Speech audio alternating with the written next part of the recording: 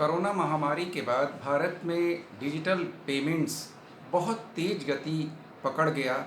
अब क्या बड़े शहर, क्या छोटे शहर, गांव देहातों में भी डिजिटल पेमेंट्स या जो यूपीआई ऐप है उसके थ्रू अब पेमेंट लोग कर रहे हैं और स्वीकार कर रहे हैं क्यूआर कोड के माध्यम से।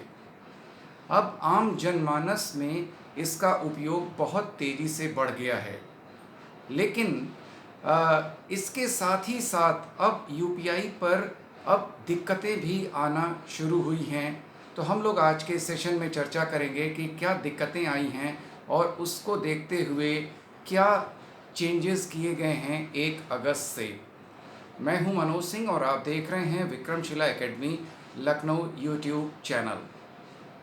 यूनिफाइड पेमेंट इंटरफेस यानी यूपीआई जितना सरल तरीके से within time, no time ये पेमेंट या ट्रांजैक्शन करता है, वो आश्चर्यजनक है। 1 अगस्त से लेकिन इसमें कुछ बदलाव किए जा रहे हैं। एक दिन में अगर कोई व्यक्ति 50 से ज़्यादा बार यूपीआई ऐप के थ्रू अपना बैलेंस चेक करता है तो वो अब ऐसा नहीं कर पाएगा।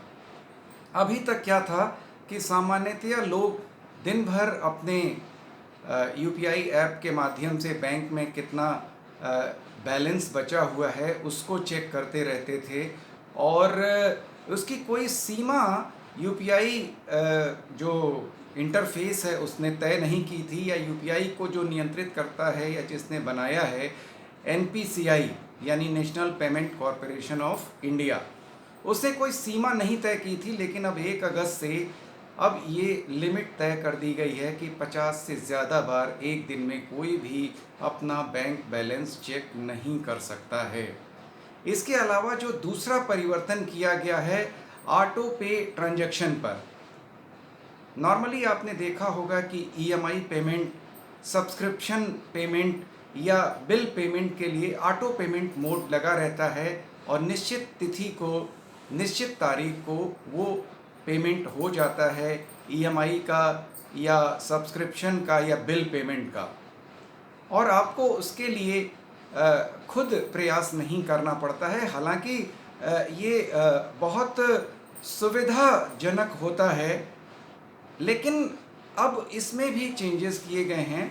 जैसे अब दिन में फिक्स टाइम कर दिया गया है कि जो नॉन पीक आवर्स हैं अब उसी समय ये पेमेंट होंगे। पहले क्या होता था कि ये कभी भी ये पेमेंट्स हो जाते थे, चाहे वो पीक आवर चल रहा हो या नॉन पीक आवर्स चल रहा हो। तो ऑटो पे ट्रांजैक्शन के लिए अब एक स्लॉट तय कर दिए गए हैं नॉन पीक आवर्स के, और वो स्लॉट क्या हैं? सवेरे 10 बजे से पहले, इसके बाद दोपहर में 1 बजे से 5 बजे तक, और उसके बाद रात में 9:30 बजे के बाद। सामान्यतः इस समय यूपीआई ऐप पर लोड सबसे कम होता है। सबसे ज़्यादा लोड सवेरे 9:30 बजे से 1 बजे तक रहता है और उसके बाद 5 बजे से 9:30 बजे तक यूपीआई पर सबसे ज़्यादा लोड रहता है। इसके अलावा ट्रांजैक्शन स्टेटस चेक पर भी अब कुछ नियंत्रण किया गया है। इसकी भी लिमिट अब तय कर दी गई है।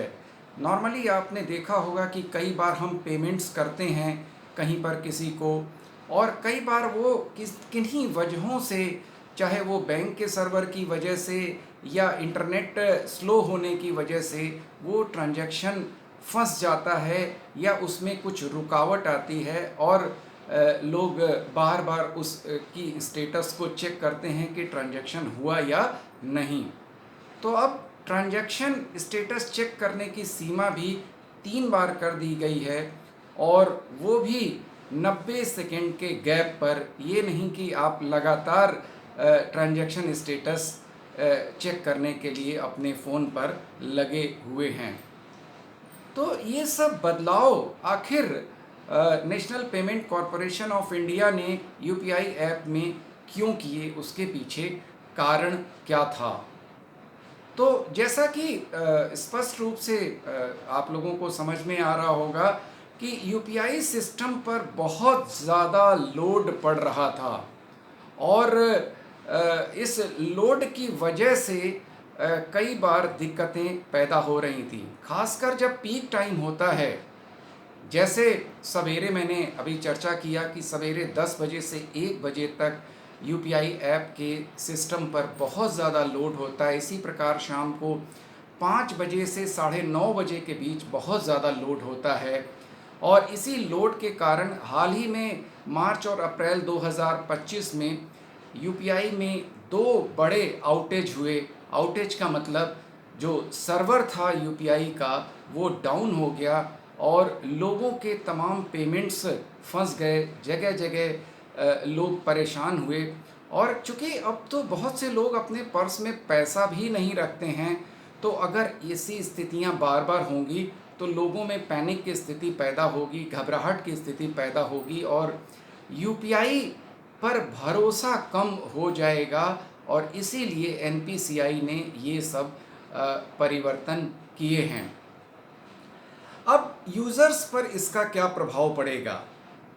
तो कोई विशेष प्रभाव नहीं पड़ेगा, क्योंकि सामान्यतया बहुत कम लोग ही ऐसे होते हैं जो दिन भर में अपने बैंक बैलेंस की जांच 50 बार से अधिक करते हैं। तो ऐसे यूज़र्स जो दिन भर में 50 बार से अगर कम बार अपना जो अकाउंट बैलेंस चेक करते हैं, उनके ऊपर तो कोई फ़र्क नहीं पड़ेगा। इसके अलावा जो सब्सक्रिप्शन या ईएमआई के पेमेंट्स हैं उसके लिए भी स्लॉट हो गया है, तो उससे भी कोई फ़र्क नहीं पड़ेगा। इसके अलावा जो ट्रांजैक्शन की जो लिमिट तय की गई है उस पर भी कोई परिवर्तन नहीं किया गया है। पहले की तरह ही अब 1 लाख रुपए एक बार में ट्रांजैक्शन पर डे किया जा सकता है। और इसके अलावा एजुकेशन और हेल्थ पर पहले जैसे 5 लाख का ट्रांजैक्शन एक दिन में होता था, वो अभी वैसे ही यथावत बना रहेगा। तो एक प्रकार से देखा जाए तो यूज़र्स को बहुत ज़्यादा घबराने की आवश्यकता नहीं है 1 अगस्त के बाद होने वाले इन परिवर्तनों से। और थोड़ा सा कहीं ना कहीं सपोर्ट करने की आवश्यकता है, जिससे कि भारत में पेमेंट्स को लेकर के जो सहूलियतें पैदा हुई हैं वो सहूलियतें बनी रहें। और जिस प्रकार से भारत का जो यूपीआई है, यूनिफाइड पेमेंट जो इंटरफेस है, जिसने पूरी दुनिया में डंका बजा रखा है, उस पर भरोसा लोगों का बना रहे। और भारत में तो अब लगभग बड़े शहरों से लेकर मेट्रोज से लेकर छोटे छोटे गांवों में भी ठेले खोमचे वाले तक यूपीआई पहुंच गया है। लोग गूगल पे और फ़ोन पे के माध्यम से पेमेंट्स के अब आदी हो गए हैं। लोगों ने अब बटुआ रखना और कैश रखना तक बंद कर दिया है। और ऐसे दुकानदार, ऐसे ठेले वाले जो अब अपना क्यूआर कोड या यूपीआई सिस्टम नहीं रख रहे हैं, अब लोग उनके यहाँ जाना पसंद नहीं करते हैं, क्योंकि अब वो डिजिटल पेमेंट्स के आदी हो चुके हैं यूपीआई के माध्यम से। एक आंकड़े के द्वारा हम समझ सकते हैं कि अब भारत में अब लोग कितना ट्रांजैक्शन कर रहे हैं यूपीआई के माध्यम से। तो जून 25 जो अभी बीता है उसका आंकड़ा ये है कि टोटल 1839 करोड़ ट्रांजैक्शन हुए हैं। और इन ट्रांजैक्शनों के माध्यम से आपको जानकर आश्चर्य होगा कि कुल कितनी रकम का ट्रांजैक्शन हुआ है। कुल 24.03 लाख करोड़ का ट्रांजैक्शन हुआ है, जो एक बहुत बड़ी राशि है। छोटे मोटे देशों का तो बजट भी इससे कम होता है। तो 1 अगस्त के बाद अब ये जो परिवर्तन हो रहे हैं उसके लिए हमें तैयार रहना है और कोई विशेष इसका फ़र्क या प्रभाव नहीं पड़ेगा। तो आज के इस वीडियो में इतना ही।